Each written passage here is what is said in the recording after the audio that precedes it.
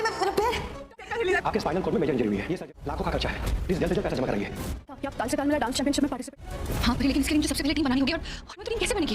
Students मिल जाएंगे जी इस competition के लिए अपना नाम देना। सीरियल अनुपमा के आने वाले एपिसोड होने वाले हैं सनसनीखेज। आने वाले एपिसोड में आप लोग देखने वाले हैं कि वहाँ राही जी भी स्टूडेंट कंपटीशन में यानी डांस कंपटीशन में स्टूडेंट ढूंढ रही होती है और वो कह रही थी कि मेरा अभी तक नाम दाखिल नहीं हुआ लेकिन मैं उससे भाग लेना चाहती हूँ। और दूसरी लड़की कहती है हाँ हो जाएगा, डोंट वरी, आप टेंशन ना लें।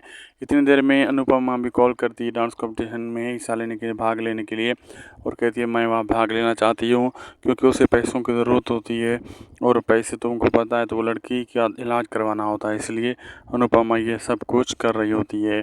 तो जैसे राही को सब कुछ पता चलेगा कि अनु भी हिस्सा ले रही है, भाग ले रही है इस डांस कंपटीशन में, वो ये समझेगी कि वो मेरा मुकाबला करने के लिए, मुझे ये जलाने के लिए, जलस करने के लिए ये सब कुछ कर रही है। लेकिन उसे ये पता अनु को ये सोचकर वो नहीं कर रही होती, लेकिन राही ये सब कुछ सोचती है।